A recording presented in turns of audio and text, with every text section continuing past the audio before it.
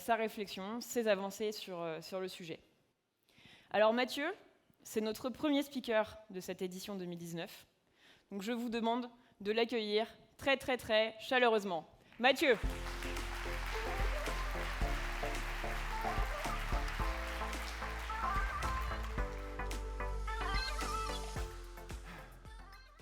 Bonjour à tous et bienvenue pour cette édition DevOpsRec 2019. Ça va bien se passer, je vais vous emmener avec moi pour une aventure en immersion dans mon quotidien. Du DevOps à l'échelle, c'est la thématique. Je m'appelle Mathieu Fronton. Dans l'IT, j'ai 20 ans d'expérience. J'ai parcouru et j'ai fait différents métiers. J'ai été développeur, j'ai été technicien réseau, administrateur système, consultant architecte, etc. Et donc, tout naturellement, j'ai terminé dans le milieu du DevOps.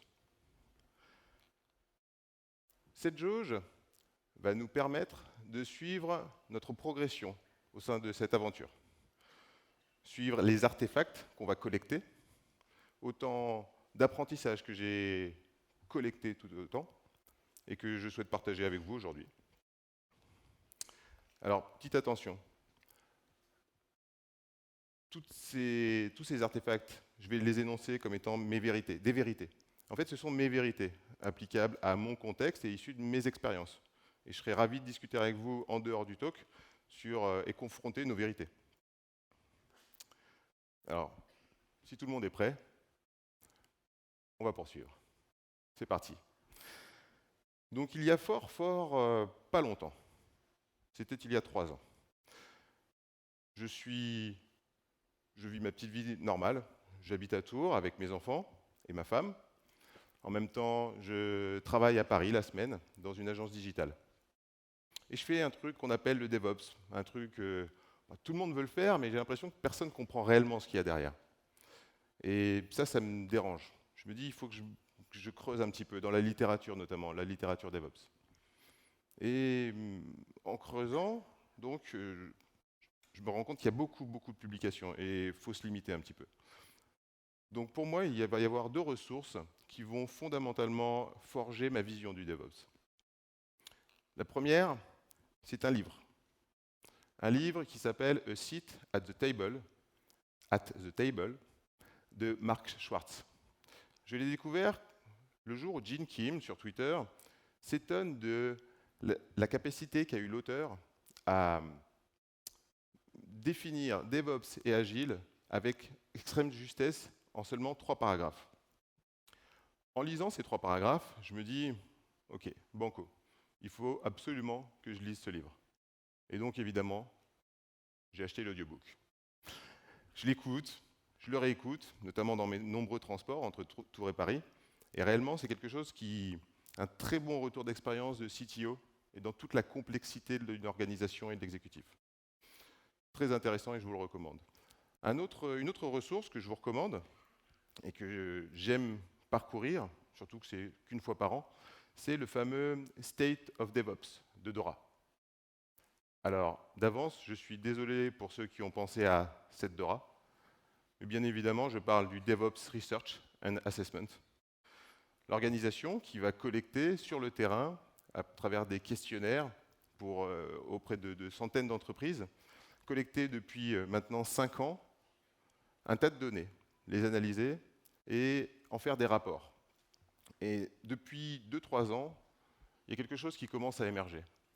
Il commence à établir que le DevOps, ce n'est qu'une question les périmètres sur lesquels les DevOps interagissent, il y en a 2. D'abord, la performance des livraisons applicatives et ensuite, la performance de la gestion opérationnelle de ces applications. Ils appellent ça SDO, pour Software Delivery and Operational Performance. Personnellement, j'aime dire que c'est SDO-NAP. Pourquoi ? Pourquoi SDO-NAP ? Tout simplement parce qu'à l'envers, ça fait DevOps. Je vous laisse le temps de tourner la tête, et si vous ne l'avez pas, voilà.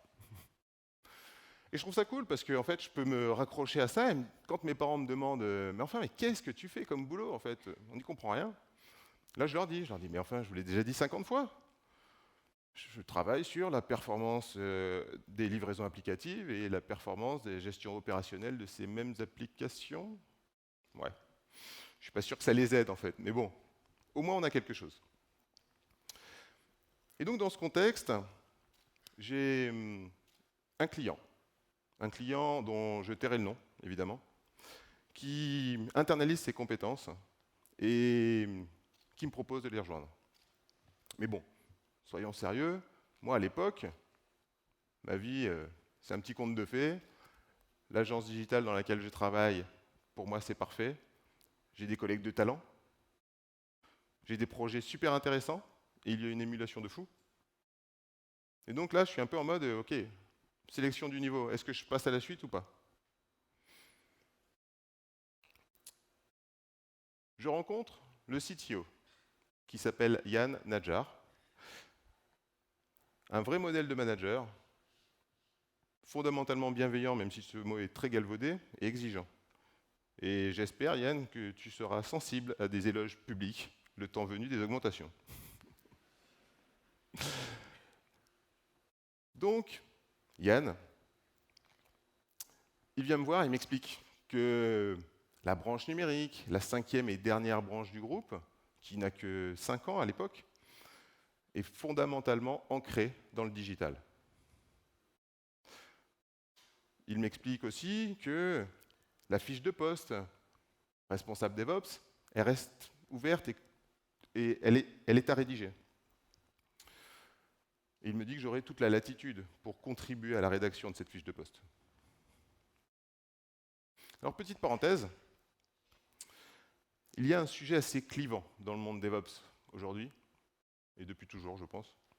C'est est-ce que l'intitulé ingénieur DevOps doit exister? Grande question. Et là-dessus, on a 2 réponses. Et fondamentalement, les 2 réponses sont bonnes. D'abord, on a les puristes qui vont vous dire « Mais non, DevOps, c'est beaucoup plus que ça. Trop réducteur. » De l'autre, on va avoir les gens plus pragmatiques qui, eux, vont bien se rendre compte que oui, en effet, il y a une problématique d'ingénierie et de génie derrière, donc pourquoi pas.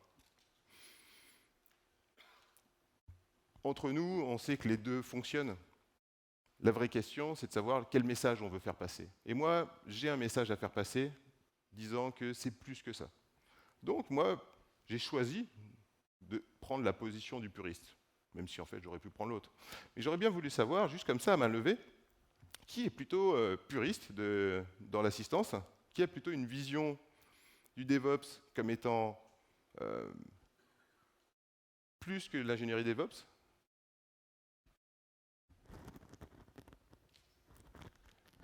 OK. Et qui pense plutôt pragmatique, qui pense plutôt, oui, un ingénieur DevOps, ça existe, voire même ça doit exister. OK. C'est intéressant. Alors, j'ai pas très bien vu exactement, mais on a une bonne... Ah oui. Mais c'est pas grave, parce que j'ai quand même vu, on a je pense, un bon 70-30, comme ça, à vue d'œil. 70-30 puristes, 70 puristes, 30 pragmatiques a priori. Bref, refermons cette parenthèse. C'était juste pour vous expliquer mon positionnement là-dessus. On va revenir à cette aventure et à se dire, OK, la fiche de poste, elle est à rédiger. Et moi, on me dit responsable DevOps, et je me dis, bah tiens, pourquoi? Moi, je pense que le bon intitulé serait responsable de la stratégie DevOps. Parce que je vais bosser sur une histoire de stratégie. Et donc, de fil en aiguille, il lève toutes mes craintes. Et donc, je décide de rejoindre ce grand groupe dont je tairai le nom. En arrivant, mon objectif, c'est de désiloter. Il faut que j'arrive à créer une harmonie entre ces différents groupes. Et pour ceux ici qui ont des enfants, on sait très bien que mélanger des couleurs un peu n'importe comment, on a très vite tendance à obtenir un joli marron. Et on va éviter ça. Donc, dans ce contexte, en arrivant, il y a pas mal de chantiers en cours. Et chacun ayant sa petite idée du DevOps, les gens arrivent me voir, tout contents, et me disent « Tiens, cadeau, ça c'est pour toi, c'est du DevOps ». Non, en fait, pas forcément, voire pas du tout, des fois. Et je me rends compte qu'en fait, dans ce contexte, mes meilleurs alliés sont aussi mes pires ennemis. Et là, je vais comprendre une chose, c'est que j'ai besoin de communiquer. Communiquer en toute transparence ce qu'on fait et pourquoi on le fait. Ouais, génial. Ça va être sympa ce petit jeu. Donc, je monte l'équipe, l'histoire commence, et on commence à bosser, notamment la première année, sur la création d'un IaaS et d'un PaaS sur une infra VMware. On a une problématique de souveraineté des données, on n'a pas trop de cloud public, on ne veut pas trop aller dans le cloud public, c'est un choix. Et il n'y a pas forcément de solution de cloud privé encore mature à l'époque, donc on se lance là-dessus. Et je ne vais pas vous mentir, on transpire un petit peu, comme tout projet. Hein. Si je venais vous dire tout ça c'est génial, c'est facile, non. Mais par contre, on s'éclate. Techniquement, c'est super intéressant. On crée des environnements éphémères qui se détruisent le soir et se recréent le matin. Un modèle de PRA, pour ceux qui en ont besoin, c'est voilà, qui aujourd'hui peut prétendre dire bah, moi je suis en capacité de recréer l'intégralité de ma stack de prod.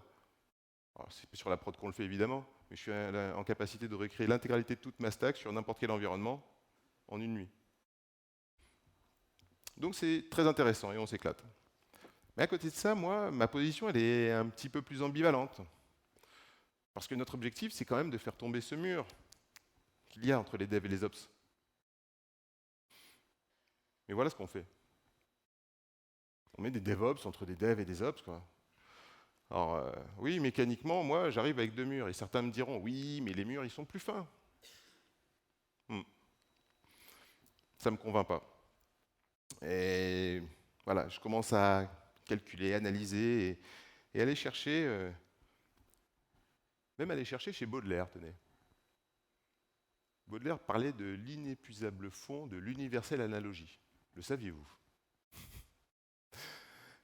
Bref, je fais une analogie et je me dis, bah en fait, si on est dans la réalité, on a deux équipes, un mur entre les deux, j'appelle une troisième équipe pour faire tomber le mur, l'équipe elle vient, bim, bim, bim, elle fait tomber ce mur, qu'est-ce qu'elle fait après? Ah non, elle va pas reconstruire de mur, elle s'en va en fait. Tiens, une idée. L'équipe que j'ai montée en fait. Et ça peut paraître contre-intuitif pour tous les managers, hein, c'est de se dire, moi mon équipe en fait, mon objectif, c'est qu'elle disparaisse. Mon objectif, c'est juste de venir aider les gens à bosser ensemble, de faire tomber un mur, et mon équipe, après, terminée. Alors mon équipe terminée, ça peut être parce qu'on va partir sur un autre projet, ça peut être parce qu'on va dissoudre les différents effectifs au sein des autres équipes. Mais en tout cas, mon équipe, DevOps, elle n'a que vocation à être temporaire. Pour moi, j'échoue si je garde une équipe DevOps. Alors comment elle va faire ça, concrètement? Il faut essayer de faire changer le comportement, que tout le monde partage les mêmes objectifs. Ouais, c'est pas évident en fait. Et comment on fait pour faire changer les comportements? La meilleure façon de faire changer les comportements, c'est de changer l'environnement. Et l'environnement technique est un environnement. Le pipelining, par exemple, pour ne citer que lui, est un lien concret entre les devs et les ops. Il fait évoluer les mentalités. Parlons de DevSecOps, par exemple. Alors moi, à l'époque, je pratique et je milite pour un passage à l'échelle par la multiplication d'initiatives locales, comme une nuée d'oiseaux, vous voyez, ou un banc de poissons. Ça marche tout seul, on ne sait pas trop pourquoi. En fait, si, on sait pourquoi. Quelques règles simples, de la visibilité juste sur les équipes adjacentes, hein. Et hop, nativement, on peut passer à l'échelle sans souci. Ça a cet avantage. Passer à l'échelle sans gouvernance. L'inconvénient, c'est qu'on multiplie les initiatives. Du DevOps à droite à gauche, à droite à gauche. Enfin, non, ça ne marche pas, mais vous avez compris.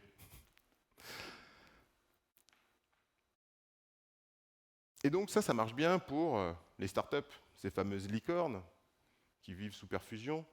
Mais rien de négatif, attention là-dedans, hein, c'est on injecte de l'argent. Et ils ont toute la liberté de travailler justement leur trajectoire. Et en plus, très souvent, les startups cherchent un petit peu leur positionnement sur le marché. Et elles peuvent tout à fait bénéficier de ce mouvement erratique. Parce que c'est assez incontrôlable, le truc évolue et comme on le voit sur une nuée d'oiseaux ou un banc de poissons. Mais bon, pour toutes les entreprises, et notamment les entreprises privées, arrive un moment, bon, réduction des coûts, gestion du budget, je pense que tout le monde connaît ça. Et donc il faut commencer à chercher des solutions. Comment faire en sorte de passer à l'échelle sans toutes ces initiatives locales? Donc nous, à la branche numérique, arrive à un moment donné, on voit renaître de ses cendres une direction d'exploitation qui a l'objectif de factoriser toutes les initiatives Ops, d'accord, pour s'assurer que le niveau va être similaire entre tout le monde, monter la qualité, et puis donner une visibilité commune, évidemment, une lecture commune. Et quelque chose me chagrine là-dedans, parce que cette direction d'exploitation, en fait, on me dit, en fait, ils vont aussi intégrer les DevOps. Il y a un truc que je ne comprends pas là. Et donc, petite parenthèse. Si j'avais dû vous faire mon Rex à ce moment-là de l'histoire, voilà à quoi il aurait ressemblé. Là, clairement, je me dis, moi je vois rouge. Je me dis, mais ça n'a aucun sens. Ça n'a aucun sens. Eh bien, on va garder ça pour la fin. On va revenir à l'histoire. On va suivre l'aventure et on va voir ce qu'il y a à comprendre. Donc au départ, moi je suis agacé. Vraiment. Très agacé. Et je m'investis d'une mission. Clairement, je me dis, moi, ma branche numérique n'ira pas dans le mur avec ces inepties.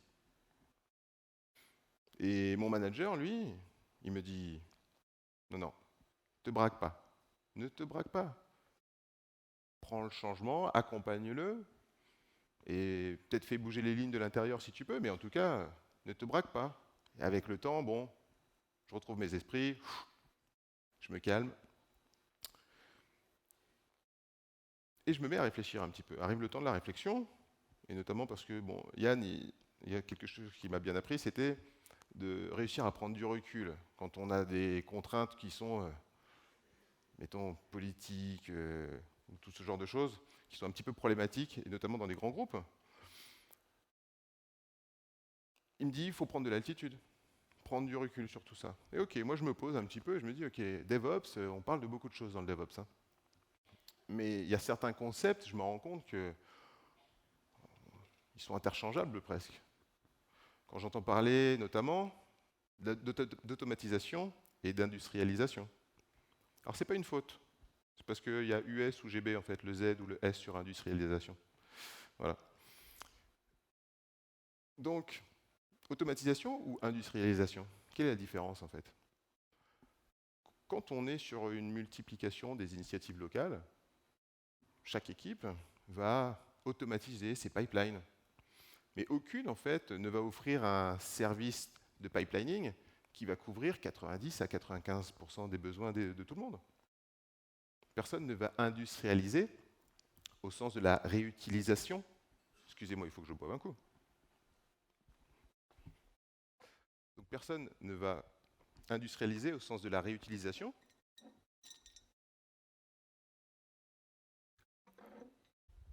J'arrive, hein, à force de parler. Merci.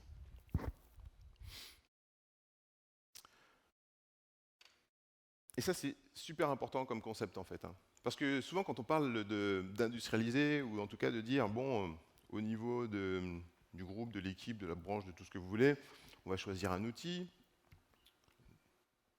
L'important, c'est que tout le monde partage cet outil. On va se dire, ouais, ça y est, on veut nous scléroser, on veut nous empêcher de faire autre chose. Non, en fait, ce qu'on veut, c'est potentiellement industrialiser. Je commence à comparer aussi la notion de livraison et de déploiement. Parce que s'il y a bien un concept dont j'entends parler de façon interchangeable, hein, c'est continuous delivery, continuous deployment.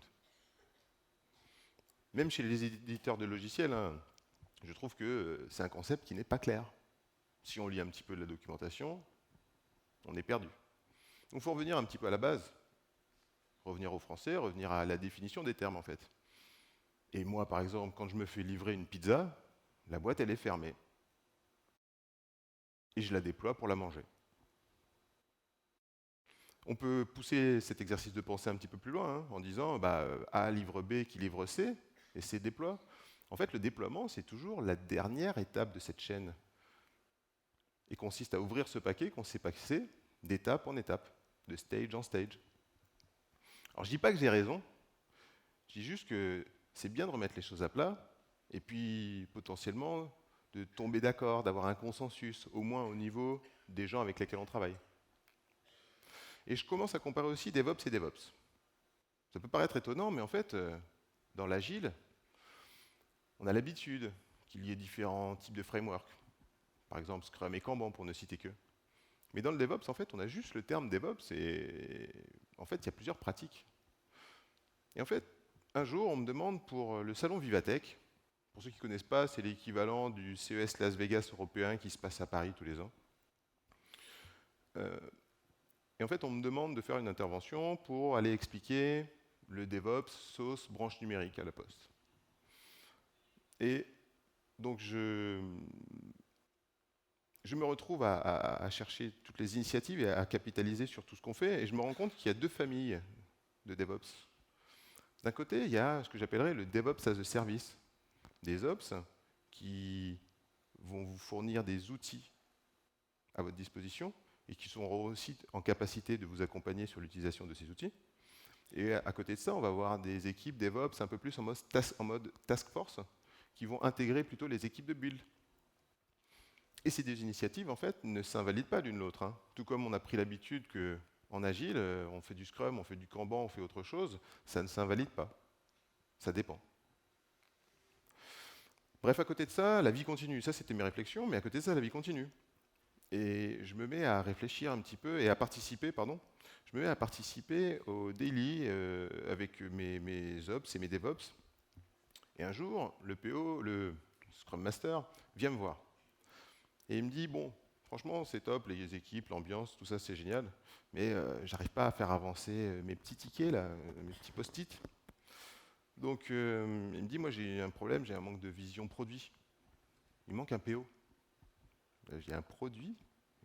Moi, j'ai pas de produit, en fait. Et le PO, qu'est-ce qu'il fait, le PO, en fait? Moi, je vois bien, c'est le gars en chemise dans les feature teams, en général. Bon. Parfois, les devs aussi, quand ils vont passer leurs entretiens en douce, ils vont mettre des chemises. Mais bon. En tout cas, moi, je ne sais pas ce que fait un PO à ce moment-là. Et donc, je vais le voir, je lui dis, bon, écoute, explique-moi ce que tu attends, en fait. Ce sera plus simple.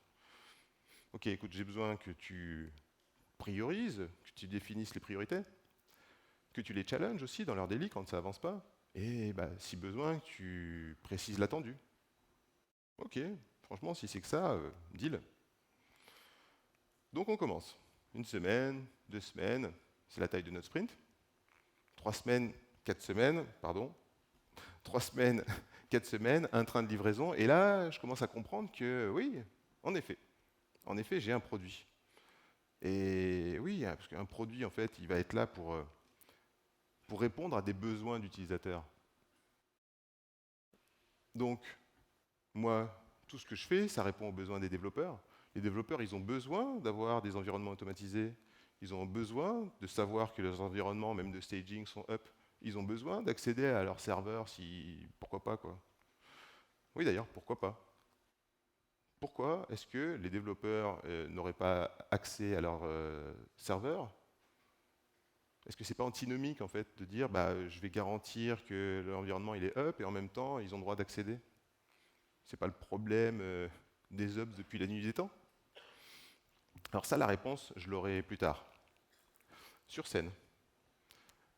J'étais à un salon DevSecOps et on était sur un débat en quadripartie avec CyberArk, Symantec, la Red Team de Photobox et donc moi qui représentais la Poste. Et voilà, alors c'était un débat en anglais avec des anglais entre anglais. Moi, je répondais plutôt aux questions qu'on me posait, hein, mais L'idée, c'est qu'il y avait quand même un consensus qui sortait, qui était de dire, ouais, il n'y a plus de, il n'y a plus de forteresse imprenable. C'est ça qui génère le Shadow IT, en fait. Nous, en tant qu'experts sécurité, on a généré le Shadow IT. Et donc maintenant, ce qu'il faut qu'on fasse, c'est qu'on soit capable d'assurer les accès, en fait, de gérer les accès. Je me rends compte qu'il faut que j'accélère, donc on va accélérer un petit peu. On va gérer les accès, et les gens, s'ils ont besoin d'accéder, pourquoi pas, en fait. On va juste partager les responsabilités. Et oui, comme pour faire une analogie, la location et la propriété, c'est un peu ce même concept. Quand à 4 heures du matin, quand vous étiez étudiant et qu'on appelait la police, sûrement parce que vous ronfliez trop fort, eh bien, c'est pas le propriétaire qu'on allait voir, non, c'était bien vous. Je pense que le partage de responsabilité, ça fait un moment qu'il est éprouvé. Donc génial. On arrive au bout de notre aventure, on a découvert 3 artefacts, super. Voilà, on peut passer au niveau suivant. Alors pour ceux qui auraient remarqué, oui, j'ai fait sauter le niveau 42, parce que j'en ai marre en fait de ce numéro. Et donc, comme certains architectes ont décidé de faire sauter le 13e étage de leur immeuble, et ben, en tant qu'architecte de ma propre aventure, j'ai décidé de faire sauter ce numéro 42. On va récapituler vite fait. On va essayer de faire ça en 30 secondes. On vit dans un monde qui va vite, qui va très vite, qui va toujours de plus en plus vite. Et la question, c'est toujours de survivre ou mourir. L'agilité là-dedans, elle nous apprend qu'il faut constamment inspecter et adapter. C'est comme ça qu'on évolue. Et tous les frameworks agiles que vous connaissez, c'est ça le principe en fait. Inspecter et adapter. Et donc ça, c'est né dans le build au départ, l'agile. Donc ensuite, on se dit, bon, ce serait sympa qu'on pousse ça du côté du run. Ok, DevOps. Et pour passer à l'échelle, c'est pratique, DevOps. On a vu ensemble, hein, on multiplie les initiatives locales, on fait comme des nuées d'oiseaux, là, avec des règles simples, de la visibilité, très important, sur les équipes adjacentes. C'est nativement scalable, mais bon, ça a un coût. Ça marche bien pour les startups. Mais en même temps, en fait, on peut peut-être aussi faire un centre de service, du moment qu'il n'est pas juste basé sur du ticketing. Un centre de service qui a conscience qu'on a un produit, on partage les responsabilités, parce que si j'opère par exemple un Jenkins ou un GitLab, que je l'ouvre à 300 utilisateurs, je vais dire non, moi je ne veux pas que les gars ils aient accès en admin, hein, c'est moi le gestionnaire. Non, en fait, si on a industrialisé, on sort une instance par équipe, les lead dev et les lead tech ils sont tout à fait capables, ça va leur éviter de gueuler aussi. Ils sont tout à fait capables de gérer. Et si on a peur qu'ils lèvent des trous de sécurité ou ce genre de choses, on monitor. Et surtout, on communique, on communique, on communique. Bref, après quoi? Il faut étendre ça à tout l'IT, sync, build et run. J'accélère vraiment. Comment on fait ensuite? Comment on fait pour sortir de notre propre verticalité? Il faut étendre ça au reste de l'entreprise. La finance, les RH, la communication, pourquoi pas en fait. Aller chercher plus loin. Et pour ça, ce que je propose, c'est qu'on crée, je postule pour un nouveau poste corporate en fait, qui serait celui de Chief Cooperation Officer, qui aurait justement cette charge de pousser cette notion d'évolution et d'évolutivité à toute l'échelle de l'entreprise. Et ce sera tout pour moi. Je vous remercie. LinkedIn, Twitter, Keybase.